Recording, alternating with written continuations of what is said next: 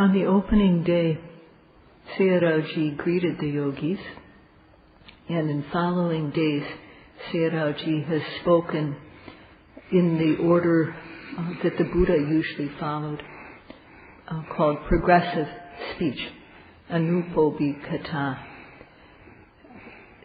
The Buddha would start with good deeds that are easy to do, and then go from there to speak about gradually higher and higher level types of good deeds. When one studies, one starts out by learning the alphabet, and from there one learns to spell words, read words, and then make short sentences, longer sentences, and bit by bit one becomes skilled in reading.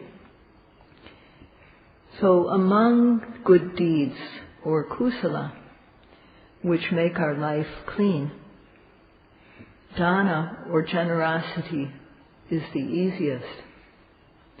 And when the Buddha met with beings, he would start with speaking about this easy type of good deed. Seeing how the Buddha spoke progressively about kusala, good deeds, going from easy to more and more high level, Sayadaw has been speaking in the same manner as he gives the audience the Dhamma gift. And so in the first days, Sayadaw has spoken about the purifying deed of dana, generosity, or dana punya, and also the purifying deed of morality, sila punya. If we do dana in a thorough way, there's no need for us to wish or ask for any special results from it, because it becomes the basis for our happiness. How is this? If we do dana, generosity, act of giving, that is free of attachment to the thing that we are giving,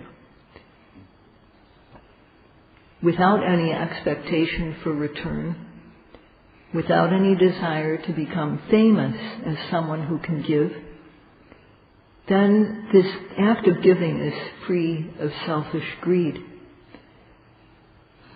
And this type of giving, or dana, because it is free of selfish greed, is very high level. So when we add to this loving kindness or the desire for other people's welfare, then there won't be any hatred.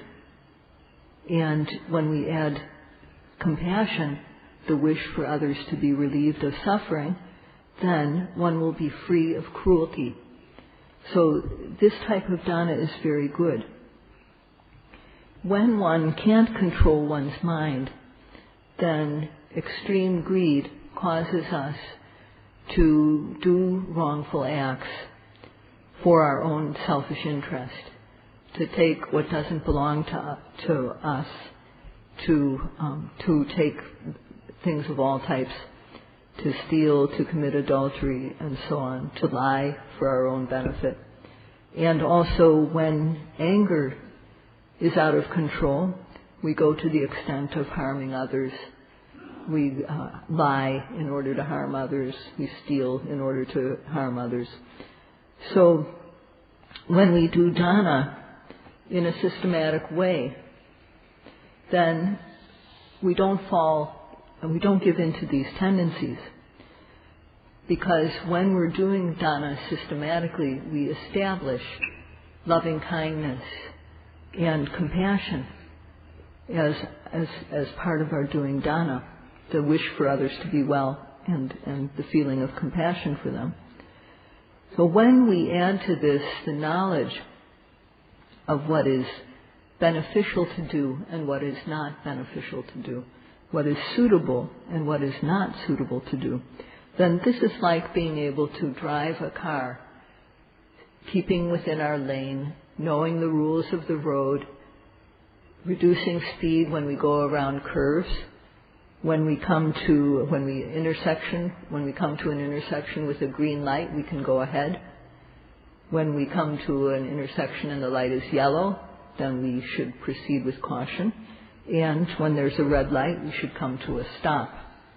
This is what the knowledge of what is beneficial and suitable is like. And when this knowledge is involved with our act of giving, then because we know how to do dana, the dana we do is very excellent.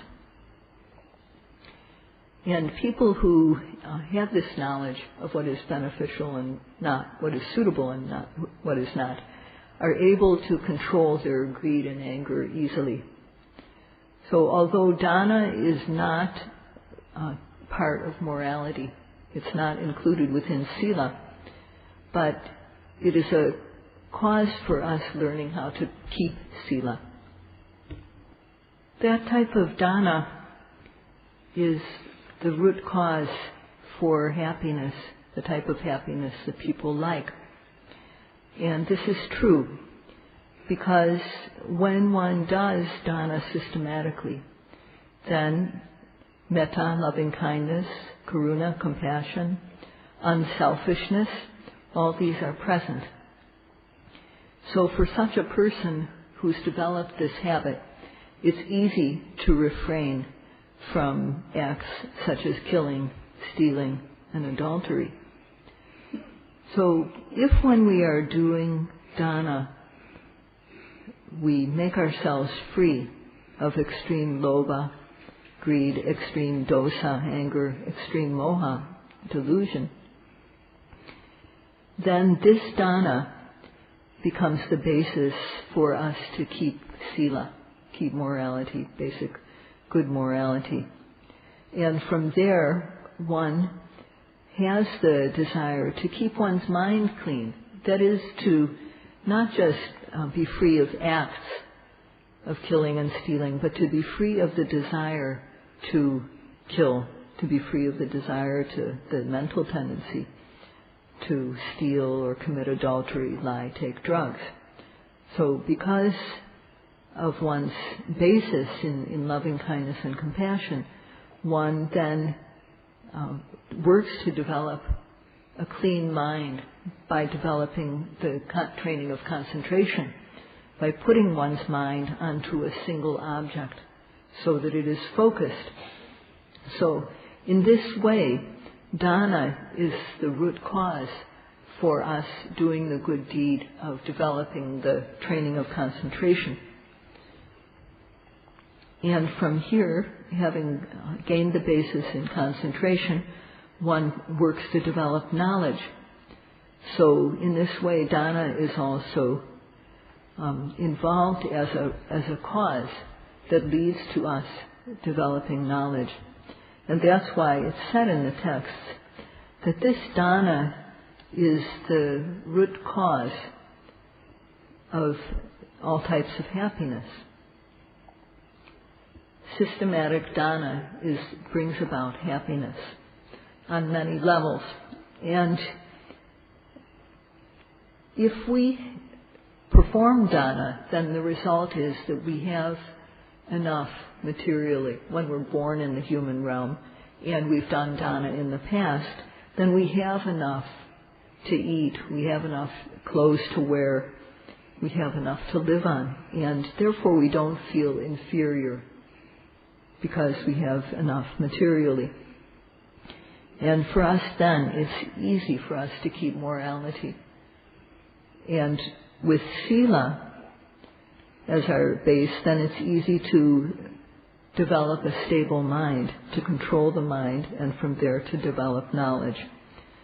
So therefore, although dana, generosity, is not considered part of moral training, it's not part of sila, but it is a cause for happiness to arise. And if we're going to do dana, it's something that we should do well. When we do dana that is with a mind that is free of extreme greed, hatred, and delusion, and our physical and verbal behavior are clean, then we are able to live like a true human being. And because we have enough materially, it is easy for us to keep the 5 precepts. Therefore, dana is the cause for us to be able to keep the 5 precepts. With a basis in sila, if we work to develop the jhanas, we can then, on rebirth, we can gain a lifetime in the Brahma world. So, and if dana, if we perform dana, in addition to sila, keeping good basic human morality, the result of that is that if we're born in the human world, we can become leaders. We can become rulers. We can become rich people. We can be at the higher levels of society. And for those who have a foundation in dana and sila and enter the monastic life, for example, one can become a noble person. One can even become an arahant. So when we do dana, that results in us having enough materially. And having enough materially, it's easy for us to keep sila. And these are the first 2 of the paramis. It's easy then to go from there to fulfill the remaining paramis or perfections.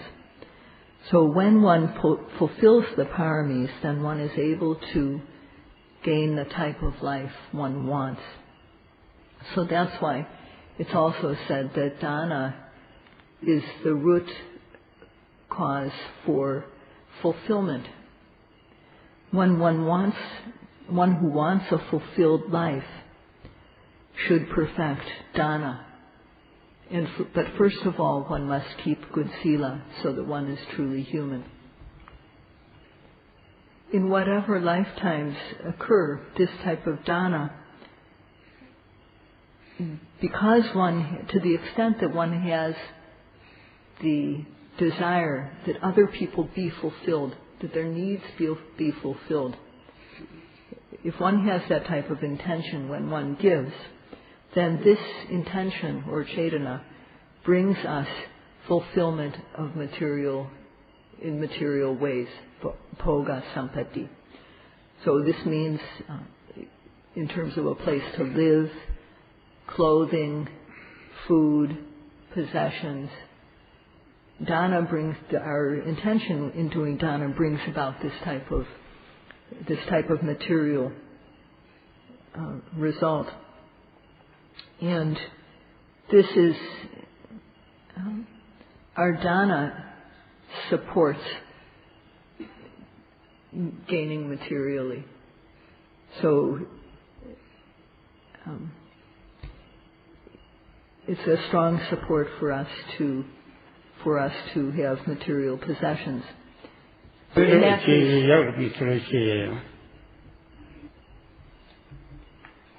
so being fulfilled materially means that we don't have any need to feel inferior. And being in this type of situation is the work of dana, is the work of the generous acts that we've done. So it's said that dana is something which saves us. It's like a savior in a way. And that's a saying. And to the extent, what happens is that to the extent our intention or cetana is good when we do dana, this doesn't go to waste. It's not for nothing. Our strong intention, wholesome intention, makes the results of our dana even better. So when we want the other person, the recipient, to be free of suffering, when we don't have expectation for good results for ourselves. Before we give something, we cut off our attachment to that thing, and we have in mind the other person's welfare.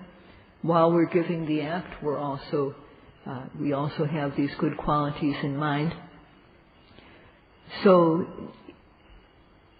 this type of dana is what this type of intention that takes place both as we get ready to do the dana and while we're giving the gift itself, this intention bears fruit. It brings us good results. And the good results that we experience aren't brought about by any god. They're not brought about by Saka, the king of the gods. They're not brought about by Allah or by any type of other being. It's our own intention that creates the results we experience. And to understand this is the right view of kama as our own property, kama sakata samadeti. That is the understanding that one's actions with intention bring results for better or for worse. And for human beings, this understanding of karma and its results is extremely important. Everyone on this planet, for everyone, it's very important to have the understanding that our actions are our own property. And the reason for this is that this knowledge is like a junction. The understanding that wholesome physical, verbal, and mental actions bring about good results, whereas things done, said, or planned and so on with bad intention bring about bad results. With this understanding, then we will choose the things that bring good results. So this is a basic understanding from which paths branch out. So for one who wants to be a true human being, then one avoids misdeeds either through shame and fear regarding doing things like killing, stealing, and so on, or through an understanding of how these things feel to other people. And that is what we do if we want to be truly human. If we don't avoid these actions, killing, stealing, and so on, then our morality becomes broken and other people are harmed. And even in the present life, we experience the bad results of this, let alone any future lifetime. One who commits such acts, killing, stealing, and so on, is no longer considered human. And on the other hand, if we avoid these acts, it's very good. So what makes the difference is the understanding that when we do good, say good, plan good things, it brings good results. Likewise, when we do, say, plan bad things, they bring bad results. So this understanding of karma as our own property makes the difference. If our morality is complete, then if we keep morality without breaking it, then we'll be free of coarse, wild behavior and we'll be truly human. So this is how, when we are able to do dana, it becomes easy for us to keep sila. With the basic knowledge, with this knowledge as a basis that killing, stealing, these acts are base and low, knowing this, one avoids them. And then one's actions and speech become suitable. They become free of blame. And the nearest cause for us to keep good moral behavior, avoid these misdeeds, is the understanding that if we do these things, it's shameful. If we do these things, it's fearful. Do acts such as killing and stealing. So this is the nearest cause for us to undertake sila. And with the qualities of shame and fear regarding immoral deeds, regarding harming others, then we control ourselves. And therefore we don't cause any harm to others. So this is quite good. So if basic morality is not present, then in one's life,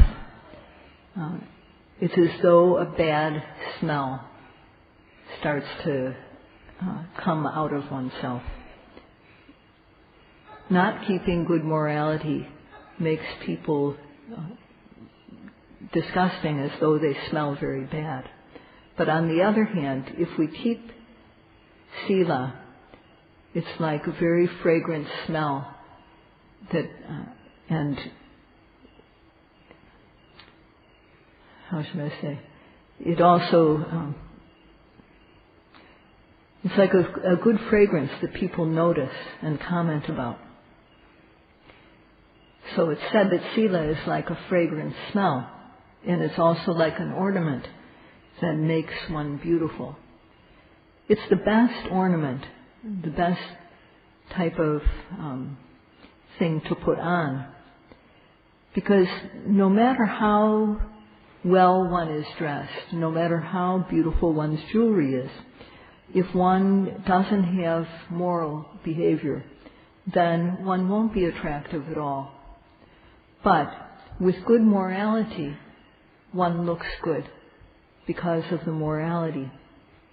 So it's said that sila makes the wearer beautiful. And people who keep sila don't go down to lower existences when they're reborn. So not keeping sila, one will go to lower realms of rebirth where there's mostly suffering. But our sila keeps us from going down. One who bears it won't go down, won't fall. So therefore, sila is something that is a very good thing for us to rely on, and we should keep good sila. From the point of understanding karma as our own property, kama sakata samadeti, paths diverge, paths branch out. And there's the path of dana, punya, the purifying deed of generosity, which brings about material fulfillment. And then there's the path of sila, punya, which brings us a lifetime in the human realm or the deva realm. So here we are, we're humans already, and we have enough to wear, enough to eat, we have a place to live. So we have performed these causes in the past. We aren't without having done these good deeds of dana and sila in the past. And if at this point in time we continue to only do acts of generosity plus acts of morality, we will just break even. We'll just get back what we already have, which is a lifetime as a human with enough to eat and enough materially.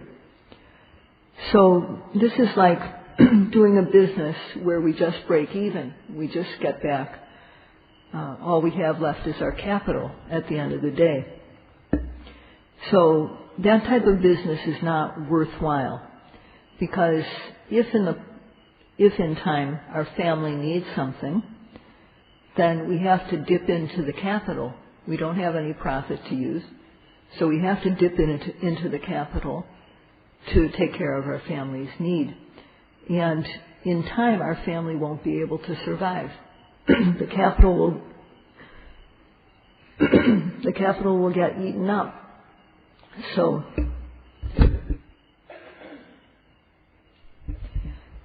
understanding this, we should see that doing dana and sila just give us back our original investment. They don't make us any profit. So how are we going to gain a profit on our lives? we need to be able to do this. And sila, morality, is not enough. Sila is controlling our physical and verbal behavior, but we still need to be able to control the mind. Because otherwise we'll have thoughts of wanting to kill and so on. So in order to make the mind clean, first of all, we have to build our mental energy. We have to make the mind clean and build up the mental energies so that the thoughts of wanting to kill or wanting to steal, commit adultery, lie, take drugs and intoxicants, these become very, very far away. So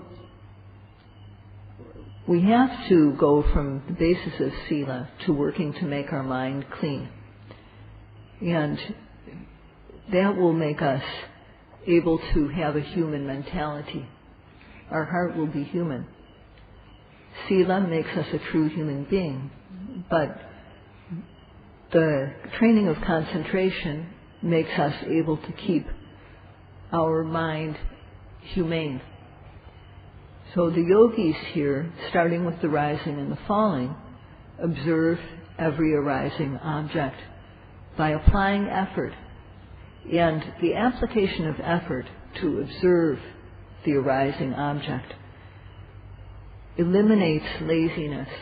It doesn't let laziness arise. And laziness, as well as other unwholesome qualities, the first of them is laziness. And when our observation becomes steady on the object, then kilesas can't enter, defilements can't enter our mind. The mind becomes stable upon the object, and therefore it doesn't run away, it doesn't run anywhere. So these three qualities are what we develop as we apply effort to observe the arising object, starting with the rising and the falling. We have to try to do this many, many times, second after second. If in 1 second we make a noting, then in 60 minutes, in 60 seconds, in 1 minute, there will be 60 times of making the mind, of developing these qualities of effort and the observing power and stability. So if these clean mind moments occur again and again, consecutively, like in a line, then the tendencies, the thoughts of breaking sila, the thoughts of killing, stealing, and so on, become distant. And this is what the meditation we are doing is for. It is for controlling the mind. So think of how rope is made. Now we take 1 or 2 or 3 strands, and we wind strands together of fiber. So these strands, each individual one is not very strong, but we wind 1 or 2 or 3 together, and we wind them tightly so that the rope can be strong. So each individual strand doesn't have much strength in it. And if we pull apart the individual strands, we can break one of them. But when we put them together so that they're very tightly wound, and then we put another one and another one, with each additional strand that we wind together tightly, it becomes stronger and stronger. So the rope can become very strong. And it's similar when we're observing the objects. Right when the object arises, we observe it steadfastly. And each second that we do this, there's not much mental energy at all. But when one moment of observation follows another, and another, and another without a break, so that there's no gap in between, then the mind becomes very powerful. And one will gain special results, and one will come to cherish the results that come about by this continuous effort to apply the mind to observe the arising object. So Sayadaw will speak about this more tomorrow, but such yogis who can observe in this way observe meticulously, continuously, steadily, without a break. And Sayadaw will talk about this tomorrow. That's all for today. Sadhu, sadhu, sadhu.